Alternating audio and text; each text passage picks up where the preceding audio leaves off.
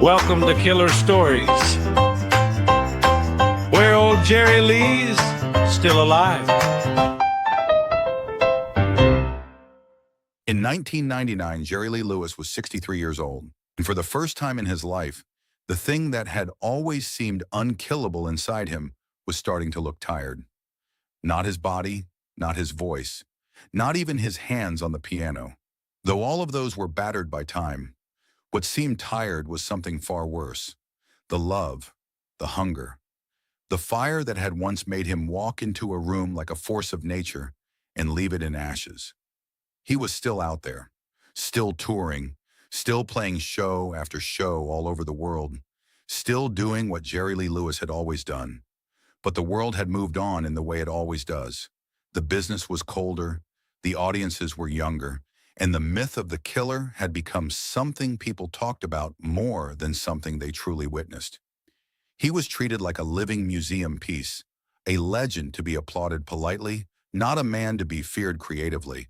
And Jerry Lee noticed. He always noticed. It ate at him, quietly at first, then more and more. Not because he needed compliments, but because he knew what he was. He knew what he had done. He had helped invent rock and roll. He had taken country music and kicked it into a new shape with his bare hands. He had played the piano like it was a weapon. And now, after everything, he was still working, still sweating under stage lights, still traveling, still showing up. But the recognition, the respect, the real spotlight, it wasn't there anymore. The truth was ugly. It wasn't just age. It was the slow collapse of a life that had been burning at full speed for decades. Bad management had bled him dry. Tax debts haunted him. His personal life had been shredded. His marriage was broken. The drug problem that had followed him like a shadow for years never truly loosened its grip. There were days when he looked less like the most dangerous man in music history and more like a tired ghost wearing Jerry Lee Lewis's face, a shadow of himself. And yet, even in that state, the legend still existed. Because some days between reruns of Gunsmoke on television, loneliness, and the fog of intoxication, something would flash through him. A look, a laugh, a sudden snap of the fingers. A moment where the old energy broke through like lightning through heavy clouds. The killer. The man who could still, if he wanted to, make everyone else in the room sound like amateurs. The man who had never truly learned how to be second best. The man who had always been able to turn a stage into his own private battlefield. He could still do it. He just didn't always want to. Then came July 9th, 1999. A smoky casino in Tunica, Mississippi. Not Madison Square Garden, not a giant festival, not a glamorous comeback special, just a casino room with the smell of cigarettes in the air and that familiar feeling Jerry had known all his life. A crowd that wanted to be entertained but wasn't sure what it was about to witness. Jerry Lee Lewis walked out like he always did. He sat down. He played. He sang. He performed the way a man performs when he has done it 1,000 times and still refuses to do it like anybody else. And in the audience that night was a man who would change the next chapter of Jerry's life, Steve Bing. Most people, when they hear that name, think of Hollywood, money, power, the kind of wealth that doesn't just open doors, it builds the building. Bing was a film producer and financier, a man who lived in a world where ideas could be turned into reality if you had enough will and enough resources. But what mattered that night in Tunica was something much simpler. Steve Bing was a true fan, not the kind of fan who smiles for a photo, not the kind who collects autographs, the kind who carries a voice inside him for decades, the kind who knows the difference between a legend and a tourist attraction. He watched Jerry that night, and he didn't see an old man. He saw a buried weapon. He saw a fire that was still in there, trapped under exhaustion and bitterness in the slow poison of disappointment. And in that moment, the idea was born. A new album. Not a quick record. Not a cheap one. Not a label product designed to cash in on the past. Something different. A Jerry Lee Lewis album made without time pressure.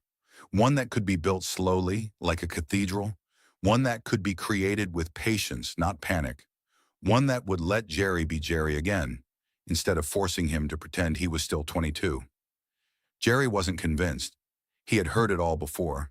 He had been promised comebacks by people who disappeared the second the paperwork was signed. He had watched the music business change into something he didn't recognize. He knew how this usually ended. But he also knew something else.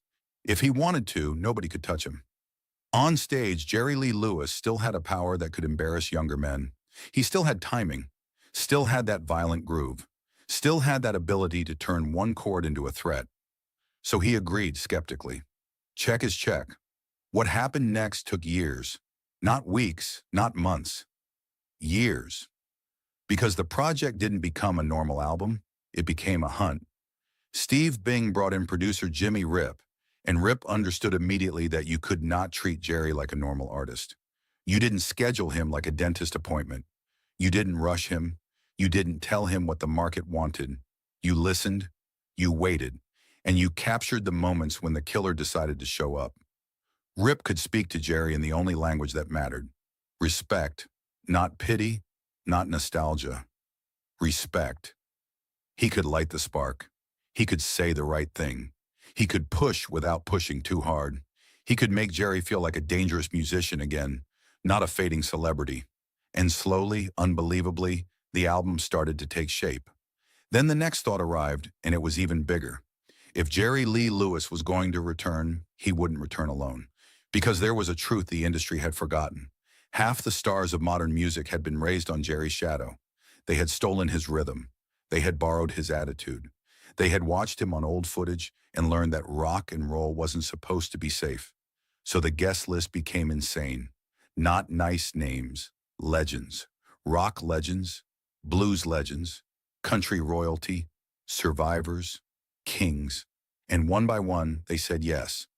Not because Jerry needed saving, because they knew he was the reason they were standing where they stood. And that's what made it so powerful. These were not features, not marketing tricks. These were grown men, famous men, untouchable men, walking into a room with Jerry Lee Lewis and suddenly becoming fans again.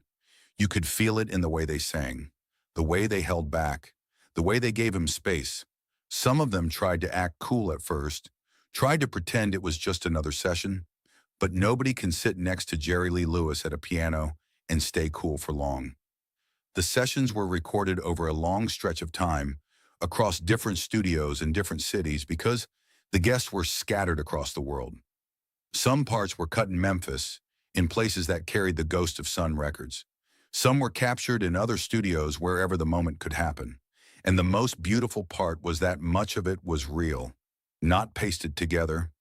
Real rooms, real performances, a microphone, a piano, a voice, a second voice, two people looking at each other, knowing the tape was rolling and deciding to jump. Some of the duets felt like lightning, like the kind of thing you only get once, because if you try to recreate it, it dies. And Jerry, for the first time in years, started to sound like a man who remembered who he was. Then came the cruelest part. Even with all of that, the record labels didn't care. Or worse, they cared in the wrong way. They looked at Jerry and saw risk. They saw age.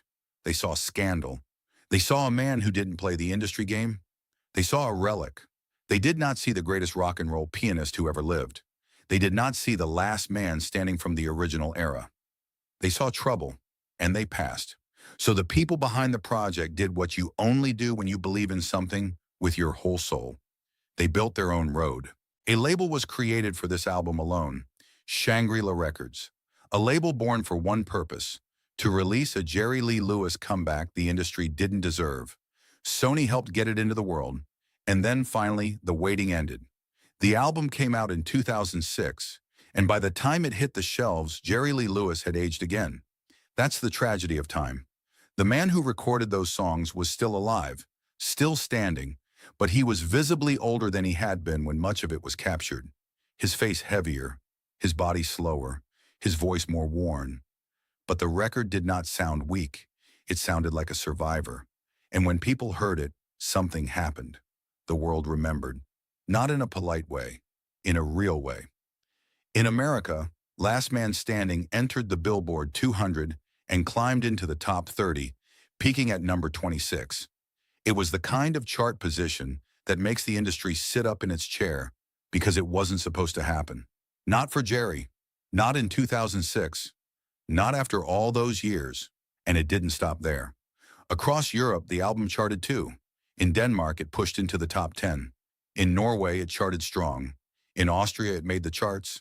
In Germany, it entered as well. It wasn't just a niche curiosity for hardcore fans. It was a real international album, moving in markets that still understood the power of American roots music when it is done right. And the strangest part was that it didn't feel like a trendy record. It felt like something that had always existed. The title alone carried the weight of history. Last Man Standing. Because Jerry Lee Lewis wasn't just a survivor of his own chaotic life. He was, in a very real way, one of the last living links to the original birth of rock and roll, the Sun Records era, the early explosion, the dangerous beginning, the world that existed before rock became safe. And now he was standing in the 2000s, still singing, still playing, still carrying that torch. The album opened with Rock and Roll featuring Jimmy Page, and it immediately announced what kind of record this was. Not polite, not gentle. It was swagger and grit and fire, with Page's guitar looping around Jerry's pounding piano like a storm forming. Before the Night Is Over with B.B. King slowed things down into something smoky and soulful. Not flashy, just two old masters speaking the same language. One with piano, one with guitar, both carrying decades of pain and wisdom in every note. Pink Cadillac with Bruce Springsteen sounded like a grin. Like a man in the studio having the time of his life because he knew he was standing next to the reason rock and roll still mattered. Evening Gown with Mick Jagger and Ronnie Wood had that loose late-night swagger. Jagger didn't sound like a star. He sounded like a fan who knew he was touching history. You Don't Have to Go with Neil Young was one of the album's strangest and most beautiful moments. Neil didn't smooth Jerry out. He leaned into the roughness. The track felt like a haunted conversation between two stubborn souls. Twilight with Robbie Robertson was atmospheric, reflective, almost cinematic. Not the kind of song people associate with Jerry Lee Lewis at first, and that's exactly why it worked. It showed a side of him that wasn't just wildness, but weight. Travelin' Band with John Fogerty was a shot of pure rock and roll adrenaline. The kind of track that reminded you that Jerry could still do fast, loud and dangerous without blinking. And then the record kept unfolding like a book. Keith Richards, the ultimate rock and roll survivor himself, fitting beside Jerry like a brother in arms. Willie Nelson bringing that relaxed, wounded poetry. Merle Haggard giving it steel. George Jones sounding like a ghost of country music's deepest heartbreak. Eric Clapton laying guitar lines under Trouble in Mind, like a man tracing smoke in the air. Rod Stewart turning his voice into a rasping grin. Chris Christopherson like a tired outlaw philosopher. Don Henley unexpectedly natural in the mix. Buddy Guy bringing the blues like a knife. Toby Keith and Kid Rock, two different generations, both there for the same reason. And then, like the universe signing the record with a flourish, Little Richard himself appeared, another architect of the genre, another man who had once terrified polite America with the sound of freedom. Two monsters of early rock and roll, sharing a moment on tape like a secret gift to history.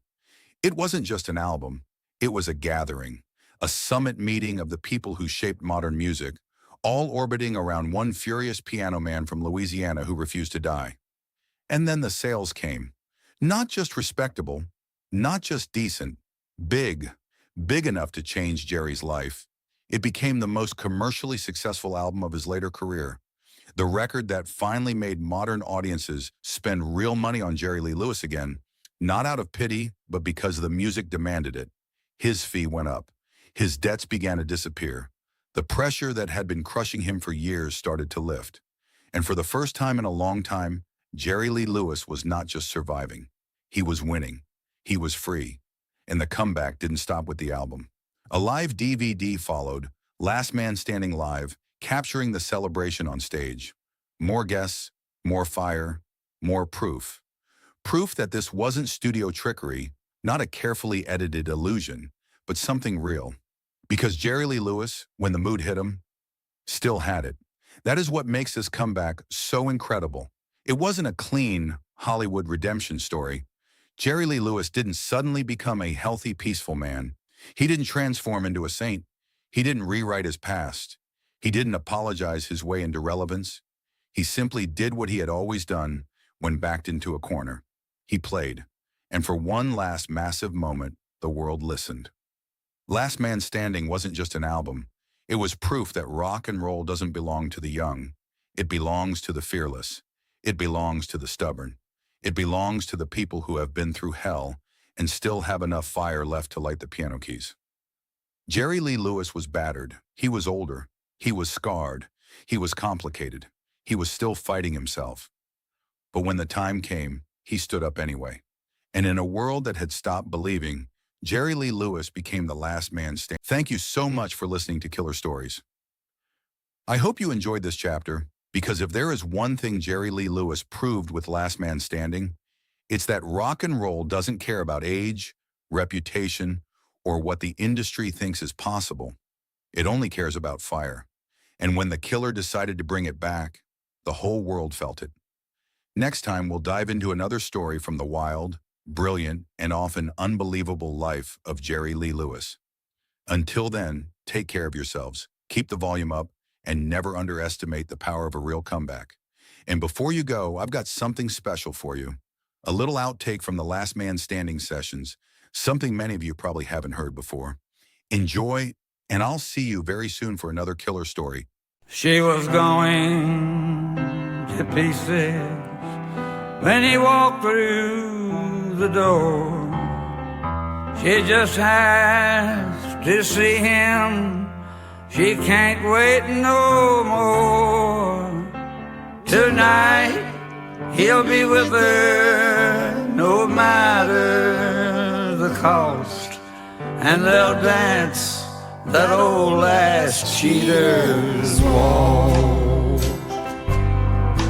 She'll say, darling, I love you, while the music plays on. Woman, I need you, but there's someone at home. Hey, the ball game's all over, and they know they've lost. They keep dancing till the last cheer's waltz.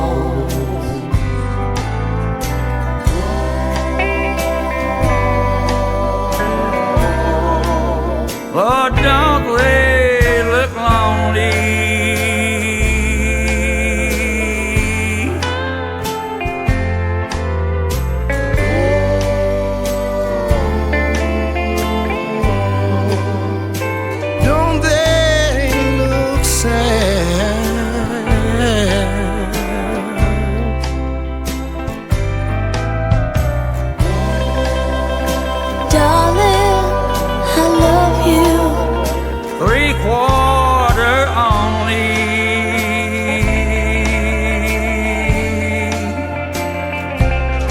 Well, just watch how he holds her.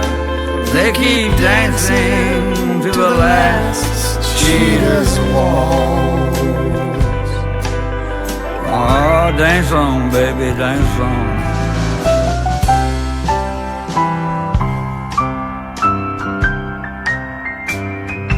And you, sir, you can dream on. Don't they look blue?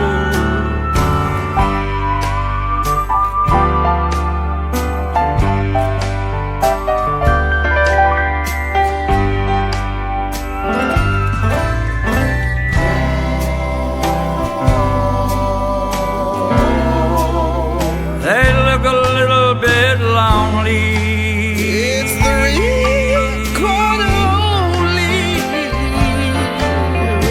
Watch how he holds her as they dance to the last cheater's waltz.